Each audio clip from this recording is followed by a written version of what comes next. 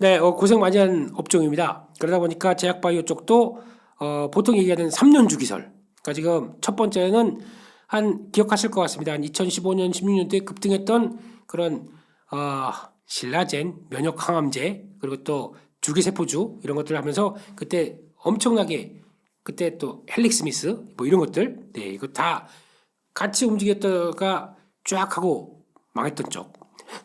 예, 결론은 그랬습니다만 급하게 하락했던 이런 쪽들이 2015, 16년도에 나왔다가 쭉 밀렸고, 그러다가 다시 좀 살아나란 쪽에서 나왔을 때가 코로나19 때, 이때 진단키트 또 치료제 가지고 또 한번 쫙 달렸었죠. 그러다가 그때 다시 한번 또 쭉 밀리고, 그러면 2020년, 19년도, 20년도 2015, 16 시작했었고, 이때 시작했었고, 이제 2023, 24.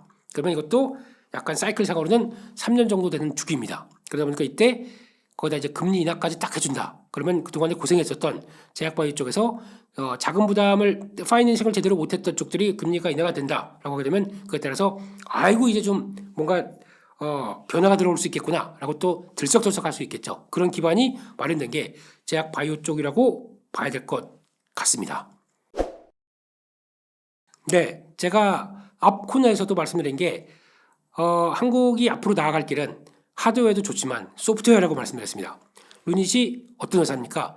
AI 의료로 진단을 통해서 나갈 수 있는 하나의 소프트웨어 회사라고 봐야 될 것 같습니다. 그러니까 핵심은 소프트웨어죠. 그러다 보니까 어느 정도 의미 있는 성과만 낸다. 그러면 폭발적으로 반응을 하는 게 가장 기본적이다라고 봐야 될 것 같고요.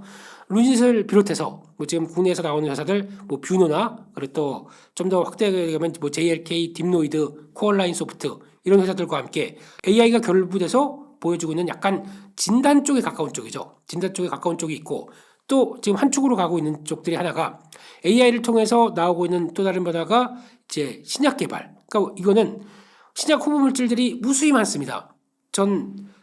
지구상에서 있는 여러 가지 물질들, 뭐 단백질만 조합한다고 해도 엄청 많을 거 아닙니까? 근데 그 중에서 내가 원하는 신약을 개발할 텐데 거기서 나오는 물질들을 지금까지는 연구 리포트 받아보고 그다가 연구원들이 다 밤늦게까지 나 이번 퇴근 못해 그러면서 열심히 찾아보고 했던 이거를 AI가 드르륵 하고 해서 내가 만든 개발할 신약의 후보 물질을 딱 정해준다. 이거 얼마나 중요합니까? 그렇기 때문에 AI 쪽도 또 하나가 결부되는 게 같은 의료 안에서도 진단이 있을 수 있고 신약 개발과 관련된 쪽에서 들어올 수가 있고 또 앞으로 뭐가 있냐면은 AI가 어떤 쪽으로 가냐면은 임상시험 결과를 단축하게 됩니다.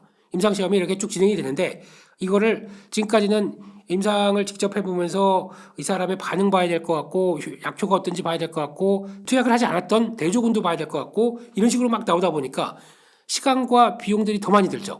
AI가 이걸 해결할 수 있습니다. 그러다 보니까 쭉 들어오는 이런 여러 가지 섹터 쪽에서 지금 말씀드렸던 변화가 하나씩 자리를 차지하기 시작하면서 처음부터는 저희가 작년에 AI가 의료가 이런 식으로 진단 쪽에서 데이터를 AI가 활용을 해서 의사들의 노력과 가뜩이나 의사들 할 일 많을 텐데 그쪽을 도움을 주고 벌써 1차적으로 AI가 이분은 앞으로 뇌에 좀 문제가 있어서 어느 정도 좀 확인해 봐야 되겠다라고 하는 시그널을 보여줬을 때 그때 의사가 진단을 하게 되면 의사가 하나씩 MRI, CT 다 찍어본 거 가지고 쭉 보면서 이거 눈이 뻑뻑한데 이러면서 보는 것보다 훨씬 더 단축되고 정확도도 높을 거 아닙니까? 그래서 문제가 있는 쪽만 딱 가려내서 본다라고 하게 되면 훨씬 더 AI가 의료 쪽에서 작용하는 현상이라고 봐야 되겠죠. 그러다 보니까 루닛에서 나오는 루닛스코프 같은 경우도 그런 쪽에서 영향을 끼치면서 주가에 대한 그것도 실적에 대한 변화를 이끌어갈 수 있겠다라고 하다 보니까 이런 식으로 앞으로 포부는 멋있게 보여집니다. 게다가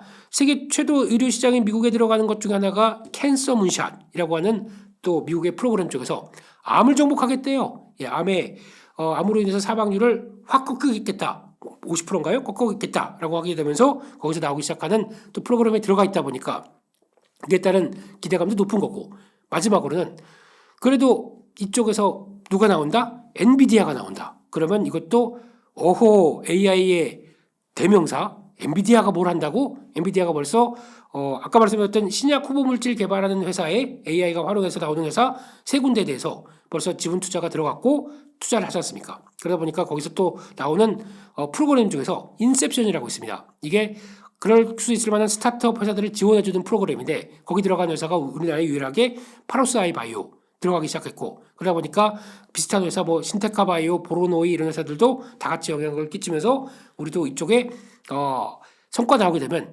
엔비디아가 봐주지 않을까 이렇게 되면서 나오는 현상이라고 봐야 되겠죠. 그런 쪽으로 봤었을 때 이쪽도 당연히 AI가 결부돼서 산업적인 성과를 낸다. 그리고 또 생산성을 높여준다. 이런 쪽으로 봤을 때는 당연히 봐야 될 중요한 섹터라고 봐야 되겠죠. 예, 아까 말씀드렸듯이 비만약 말씀드렸고 또 하나 뜨는 쪽 ADC. ADC 하면 레고캠바이오. 이게 또 얘기가 나오게 되면서 이번에 얀센이죠. 그쪽과 성과를 냈다. 한 2조 2천억 기술 수출했다. 라는 쪽에 대해서 상당히 기대감이 많다 보니까 반환 의무가 없는 계약금만 하더라도 꽤 되다 보니까 이거에 대한 기대감이 높은 상황이라고 봐야 될 것 같은데 아까 말씀드렸듯이 ADC가 뭐냐라고 하게 되면 약을 내가 아픈 부위가 있습니다. 치료해야 될 부위가 있습니다. 거기에다가 직접 가가지고 쭉 가서 거기다가 딱 약효를 전달하는 그런 시스템입니다. 그러니까 저희가 보통 경구약이라고 그러죠. 아우 머리 아파 두통엔 펜제 뭐 이런 거 먹게 되면은 약효가 들어올 때까지 우리 회사의 약은 약효가 뛰어나기 때문에 먹자마자 30분 이내 그거는 좀 뭐 약효는 들어가겠죠. 근데 그런 약효에 대해서 저희가 먹는 경구약은 약효가 다 위에서 강한 산 때문에 다 소멸되고요. 10%밖에 안 된대요.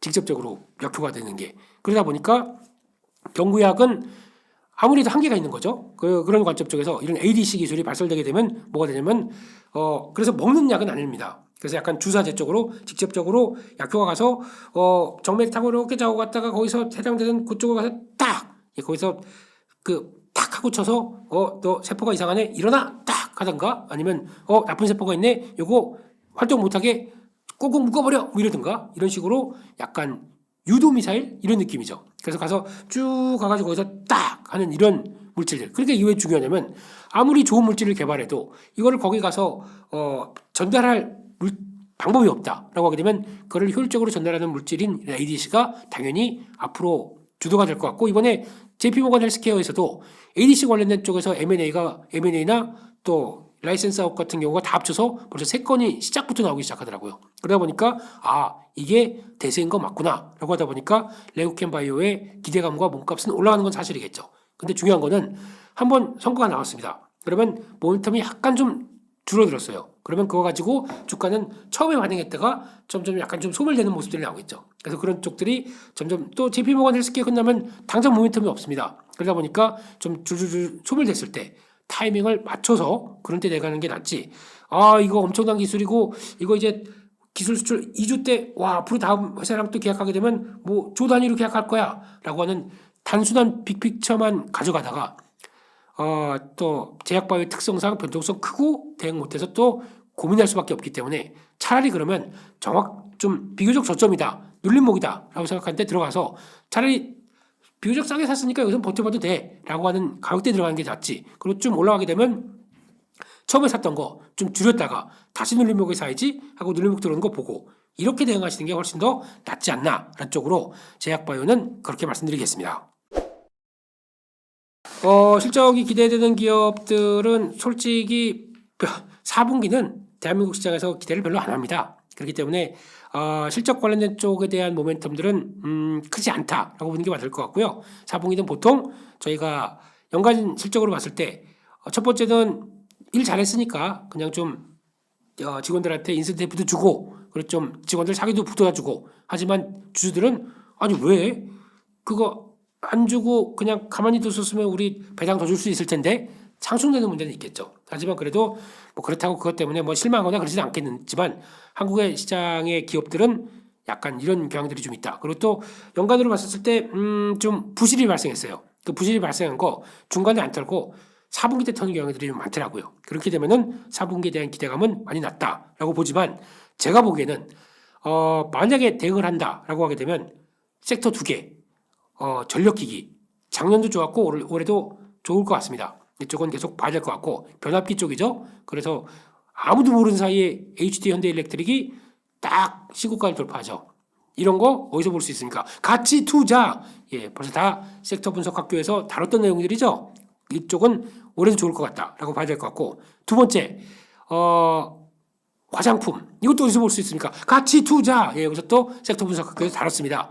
참고하실 분들은 거기 가시게 되면은 나올 거고요. 예, 이런 쪽도 이 두 가지 섹터들은 여전히 실적 모멘텀 작년도 좋았고 올해도 크게 안 꺾일 것 같습니다. 그렇기 때문에 이쪽은 보시는 게 좋을 것 같습니다. 일단 로봇도 성장주의 큰 축이고 이걸 가지고 변화를 이끌어 간다라고 볼 수 있는데 로봇 같은 경우도 이제 대표적인 회사 중에서 두 회사 가장 먼저는 레인보우 로보틱스가 먼저 움직였고 뒤를 따라서 두산 로보틱스가 따라가다가 이제 두 가지 종목들이 일단 레인보우는 주도주가 두산한테 뺏겼다 싶어서 좀 주춤하고 있는데 두산 로보틱스 같은 경우는 이제 지금부터 나올 거는 성과를 보여주는 건 당연한 얘기겠지만 이제 약간 좀 패시브 자금들, 그러니까 연기금 매수하고 갑자기 주가 시총이 커지다 보니까 어떤 MSCI나 코스피 200 들어가면 당연한 거고, 그 다음에 MSCI 편입됐을 때 나올 수 있는 효과 때문에 주가가 올라가는 현상들이 나왔게 되면은 이거는 어떤 특정 시기에 나오는 문제죠. 제일 중요한 거는 성과를 낼 수 있느냐의 문제입니다. 그랬을 때 성과를 낼 수 있을 만한 흐름들의 종목들이 더 강하다고 봐야 되겠죠. 그렇게 되면은 오히려 지금 같은 경우는 지금 막연한 그림만 가지고 볼 수 있는 건 아닌 것 같습니다. 그렇기 때문에 그런 거는 올라간다고 하더라도 약간 성장주의 개념들, 변동성이 크지만 좀 소외됐을 때 들어갔다가 올라가면 정리하고 이런 왔다 갔다 하는 게 좀 필요하다고 보는데 그중에서 로봇 섹터 쪽도 그런 한 큰 흐름 쪽에서 보시면서 내가 할 때 너무 몰입해서 보시지 않으셨으면 좋겠습니다. 많이 올라갔고 거기다가 어떤 트레이딩 관점적으로 지금은 딱딱 들어가는 게 맞지 않나 이런 쪽으로 보시면서 로봇의 확장성은 당연히 앞으로 필요한 건 맞겠죠. 그런 걸 보여주는 회사 쪽으로 압축이 될 겁니다. 그게 더 수주받고 수주를 통해서 실적 성장이 진짜 눈으로 보이는 거 이런 게 올해는 더 많이 갈 겁니다. 네, 빅테크 기업들이 올해는 다 안 갈 것 같습니다. 그러니까 즉 제가 보통 얘기하는 매그니피컨트 7 이쪽의 종목들은 작년에 그렇게 한 번은 쫙 달렸지만 올해는 좀 조정 나왔다가 가는 것과 안 가는 것의 차이가 커질 겁니다. 그 중에 변화를 보면서 거기에 맞춰서 대응하는 게 더 나을 것 같고요. 개인적으로는 엔비디아급들 이쪽들이 훨씬 더 시장에서 부각을 받을 것 같고 나머지 쪽들은 그를 쫓아가는 입장 쪽에서의 변화 아니면 올라갈 때는 좀 덜 올라가고 아니면 하락할 때는 제자리에 들어오든가 좀 정체를 받을 겁니다. 그래서 차별화가 나올 것이다. 한쪽에 포인트를 맞추고 여기서도 핵심 키워드는 AI라고 보고 있습니다. 그러니까 AI 쪽이 잘 맞춰져서 그거와 함께 성장할 수 있는 기반들을 맞춰준 회사들은 더 시장에서 부각을 받을 거고요. 못한 쪽들은 아마 제대로 반응을 못할 텐데 이제 대표적으로 애플 같은 경우도 지금 전망은 별로 안 좋습니다만 AI가 한 WWDC 개발자회의에서 6월 달에 본격적인 애플의 독자적인 생성형 AI를 보여준다라든가 테슬라도 우리가 전기차 파는 회사인 줄 알아?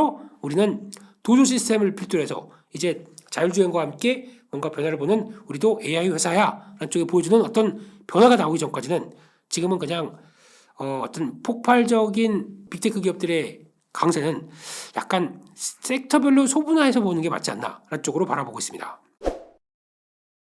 좋게 봅니다. 조선주 쪽은 당연히 이익의 규모가 커지는 원년이다 보니까 그에 따라서 실적들도 같이 반영될 거고 조선주도 좋아 보이는데 시장의 관점은 그거 다 아는 거 아니야? 라고 해서 애써 플레이를 안 하려고 합니다. 그런데 이런 쪽에서도 좀 약간 외면받을 때 그리고 좀 정체돼 있을 때 소외됐을 때 들어갔다가 다시 고개 들을 때까지는 좀 보셔도 된다고 생각되고 있고요. 그렇게 되면은 기업의 이익 규모 특히 중국이 치고 들어온다고 그래서 이게 국내 조선사가 밀리는 게 아니라 굳이 안 하는 거죠. 아니 그렇게 만약에 지금 내가 돈을 벌 기회가 지금 독은 또 2, 3년치가 다 차 있습니다. 이런 쪽에서 추가적으로 뭘 받아야 되는데 여기서 잠깐 보자. 중국 조선사가 중국은 인건비 인력을 그대로 관리해야 되기 때문에 중국 정부 입장 쪽으로도 그렇고 실업률을 낮추기 위해서 또 대거 인력을 많이 쓰는 산업들은 계속 또 약간 드라이브를 거는 쪽이죠. 그렇기 때문에 그거가 차이가 있는 게 거의 수익성이 안 남는다고 하더라도 중국은 수주하려고 할 겁니다. 그런 공격적인 수주가 나왔을 때 국내 조선사는 안 해요. 돈 안 되는데 뭐하러 해요? 지금 2, 3년 동안에 먹을거리가 차 있는데 그러면 돈 되는 것만 할 겁니다. 그 돈 되는 것만 하는데도 중국은 그 정도 기술력이 아직은 안 되기 때문에 우리가 다 가져가는 거죠. 그랬을 때는 차이가 있기 때문에 이런 뉴스 때문에 주가가 밀린다. 이거는 매수 기회라고 봐야 될 것 같습니다. 그래서 레벨업 때는 실적 흐름들 변화 보시고 또 하나는 앞으로 친환경에 맞게 엔진 쪽은 많이 바뀐다고 봐야 되겠죠. 성장을 끌어올 수 있다. 그러면 엔진 쪽입니다. 그래서 엔진 쪽에 변화 보시면서 주선 쪽에서도 특화된 엔진을 갖고 엔진 쪽에서 성과를 낼 수 있는 만한 회사 이거는 체크하고 보시는 게 맞겠다. 이렇게 말씀드리겠습니다. 사랑합니다. 끝인데요? 그건 아니고요. 네, 작년에 제가 웅달 책방에서 얘기 드리면서 작년의 마무리, 올해에 대한 흐름들을 말씀드리면서 가장 키워드가 하나가 변동성이라고 말씀드렸습니다. 왜냐하면 올해 전망들이 다 작년에 좋다 보니까 다 장밋빛 전망을 많이 하셨는데 저는 그렇게 생각 안 들고요. 올해에도 기대가 이만큼 갔다가 실망도 있다가 기대가 다시 찼다가 실망도 있다가 이런 과정들이 있다 보니까 시장의 출렁임은 클 것이다 라고 보는 게 제 뷰라고 보고 있게 되면은 딱 그렇습니다. 막 올라갈 때 너무 광분하지 마시고요. 막 하락한다고 해서 공포감 갖지 마십시오. 반대로 막 남들이 공포감 가졌을 때 사시고요. 남들이 막 희망적으로 막 또 좋은 얘기만 나왔을 때 파세요. 그게 오히려 올해 시장을 관통하는 키워드가 아닐까 생각되고 있기 때문에 시장 분위기 쭉 보셨다가 남들과 반대로 모든 사람이 예스라고 했을 때 나는 노라고 할 수 있는 분위기 이게 예전에 무슨 광고였었는데 네 그런 것처럼 약간 시장의 심리를 좀 이용을 하면서 대응하는 것도 또 하나의 전략이 아닐까 싶습니다. 다시 기억할 거는 올해는 변동성 이상입니다.